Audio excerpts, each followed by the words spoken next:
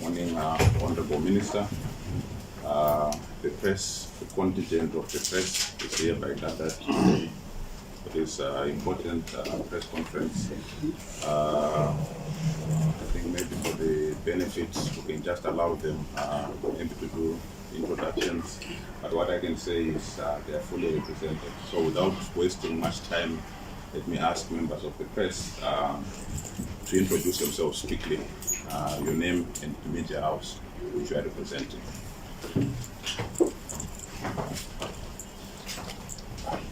Let all begin. Farai Mwakutuya, China Global Television. Makwaza, Farai Minister of Information. Kefatum Secure, SABC News. Moses Matengo Unity. Tendai Mpapangiro.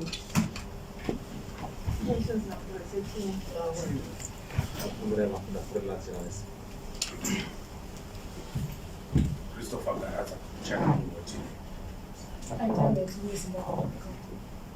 Gundan Austin, obviously.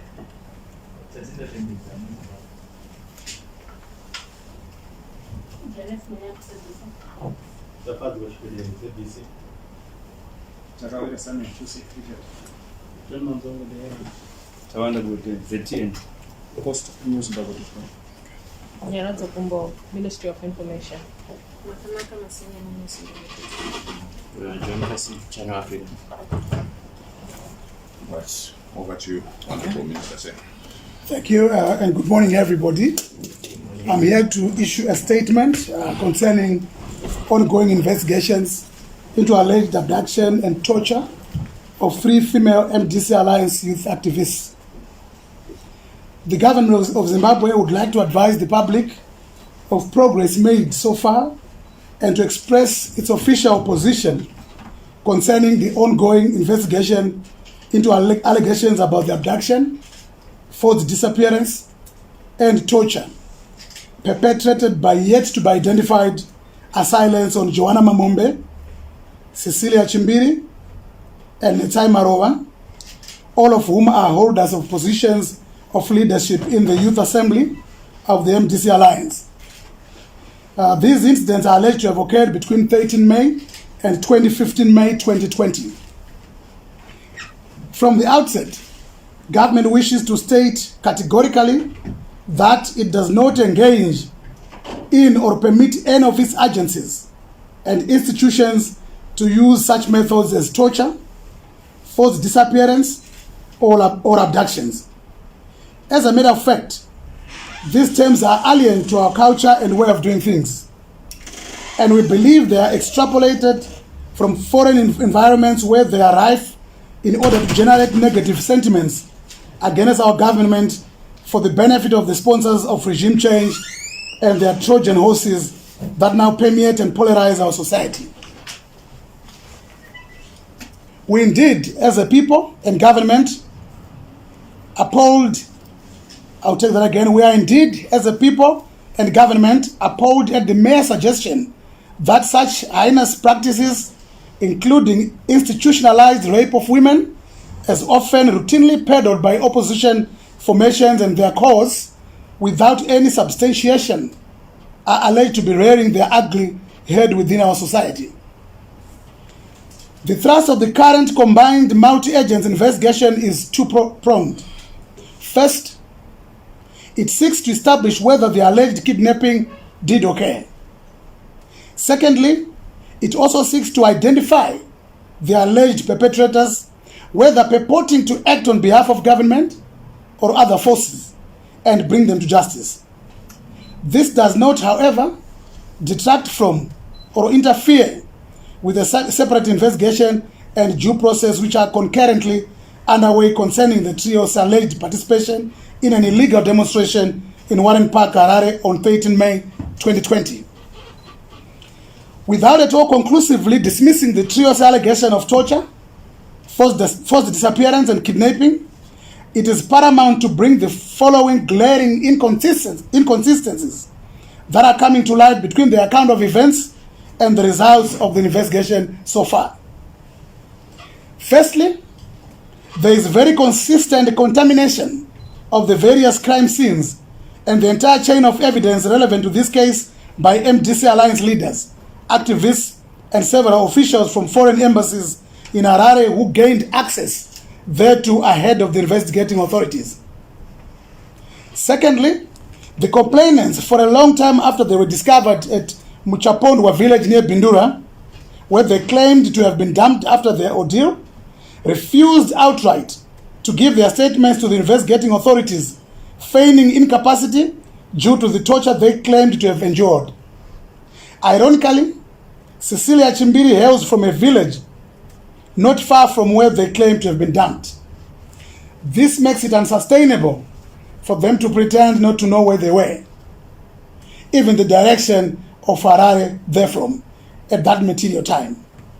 They would feign confusion and hysteria at the mere sight of policemen.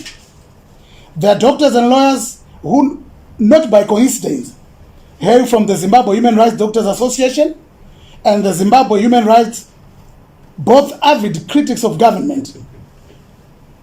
And I'll take that again, and the Zimbabwe Lawyers for Human Rights, both avid critics of government, jointly claimed that the trio were too traumatized psychologically and therefore under heavy sedation, which rendered it impossible for them to undergo any interviews. What is glaringly inconsistent with this position is that during their alleged heavy sedation, MDC Alliance officials and the diplomats mentioned above, including foreign media houses, had unfettered access to them, during which they interacted freely and even recorded graphic accounts of what they claimed as having transpired, but denying the same to police. As a result, police only managed to record official statements from Cecilia Chimbiri on 19 May 2020 and from Johana Mamombe and Nensai Marova on 25 May 2020, 1 week and 2 weeks after the alleged abduction, respectively. Needless to say, without at all preempting due process of the law, their three statements show glaring signs of rehearsal and even possible coaching, which may not stand up to rigorous cross-examination. Thirdly, there is no relationship whatsoever between the findings of the medical examination that was carried out on them by a government medical officer in the presence of two human rights doctors of their choosing on 15 May 2020, and the injuries they claim to have suffered as a result of being subjected to beatings with open palms, booted feet, fists, rifle butts, and other blunt objects, including being thrown out of a moving car and being cut up with broken bottles and razor blades on their backs. There was no evidence of any swelling, fresh lacerations, wounds, or even fractures consistent with the kind of manhandling they claim to have gone through. This being the case, it is important to advise the public that in a bid to ascertain if there was any rape or sexual assault, samples were taken and results are pending. Fourthly, it is telling that the trio in their initial accounts did not deny that they took part in the flash demonstration in Warren Park prior to and leading to their alleged disappearance thereafter. Indeed, irrefutable evidence of their participation abounds in the form of still images and videos of the said demonstrations as it unfolded. However, in their statements, they now claim that they only went as far as OK Marimba to buy some groceries for some philanthropic purpose in Johana Mamombe Harare West constituency, and thereafter drove back towards the Harare Central Business District. They are now also claiming that the police roadblock at which they were arrested in the first instance was on Samora Machel outside the Harare Showgrounds, where in their initial accounts they claimed that they had been arrested at a roadblock outside National Sports Stadium on the same road. It is perhaps understandable that this misrepresentation may be intended to avoid incriminating themselves against the charges that have been leveled against them in relation to their participation in the illegal Warren Park demonstration. This therefore renders it difficult for anyone to tell which is fact or fiction in the accounts. Incidentally, all policemen who were at both roadblocks along Samora Machel, that is outside the National Stadium, and the Harare Showgrounds have been interviewed as part of the investigation, and none of them testifies to ever having seen the trio or witnessed the events they allege. Fifth, while Johana Mamombe claims to have been driving her own vehicle, Mercedes-Benz silver in color, registration number AFE 9222, checks with Central Vehicle Registration records show that the current owner of the vehicle sold it to one Andrew Manongore in January 2020, who is yet to complete change of ownership formalities into his own name.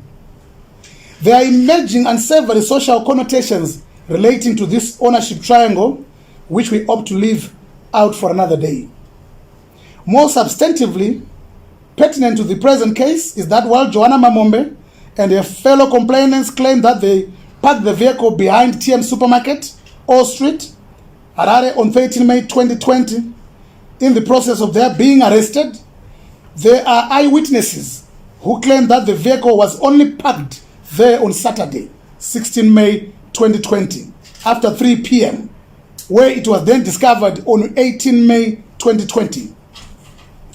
The discrepancies of facts are interesting aspects of further inquiry, particularly considering that Johana Mamombe in her statement to the police said she had personally locked her car and took the keys with her in her pocket at the time of her abduction.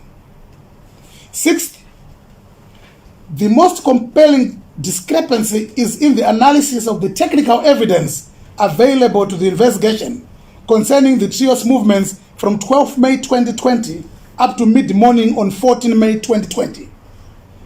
This evidence, which is irrefutable, shows very clearly that the three converged somewhere in Harare in the morning of 13 May 2020, drove along Samora Machel Avenue to Warren Park, where they spent just under 2 hours, most probably participating in the demonstration, and then drove back together to Harare CBD via Rugare, Lokingva, and Harare Kopi.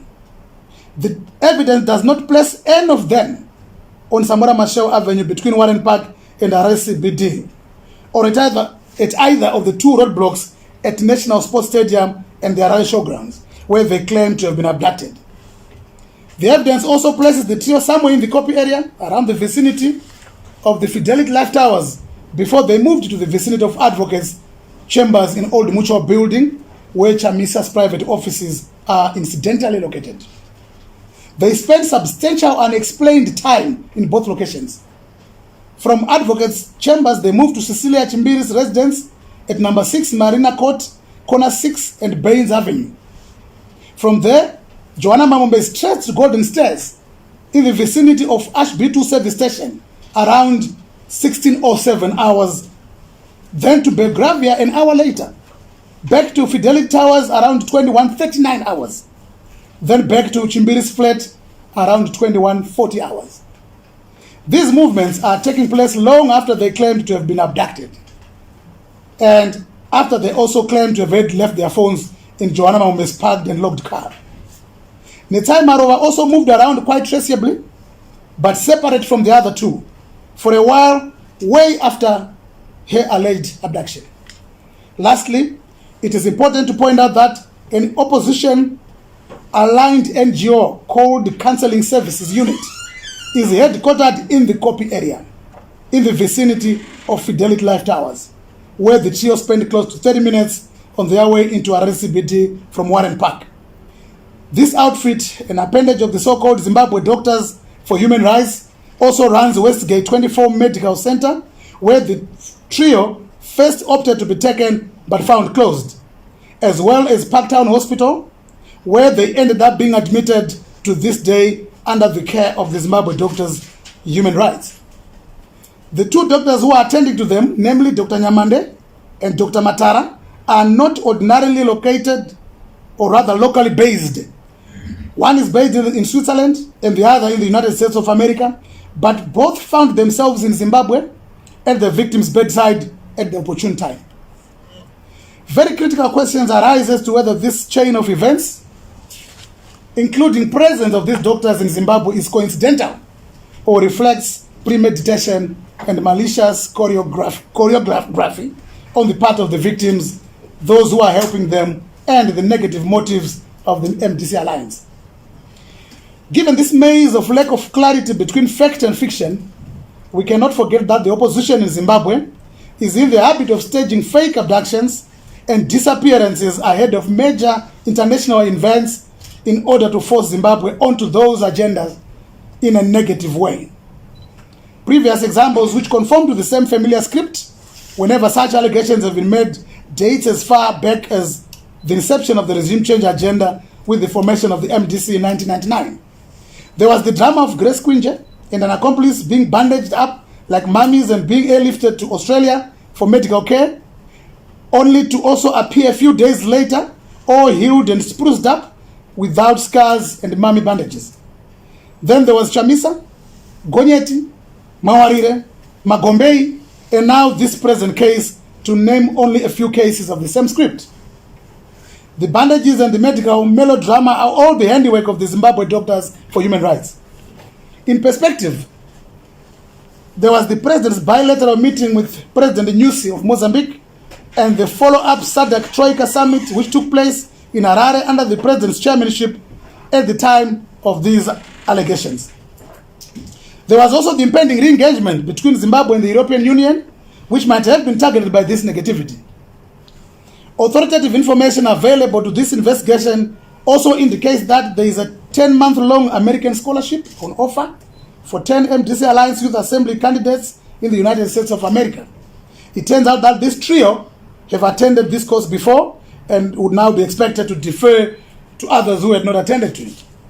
But they are desperate to go. This charade, if it is what we think it is indeed for, seeks to position the trio by default of the sympathy surrounding these allegations to benefit from this American scholarship as a reward. Be that as it may, the government of Zimbabwe is determined to get to the bottom of this saga, to expose it if it is fake, and to ensure that it will not happen again. Should these allegations turn out to be true, the government of Zimbabwe is equally determined to bring the culprits to justice. Indeed, the truth will speak for itself ultimately. The investigation continues. I thank you. Thank you. Thank you very much.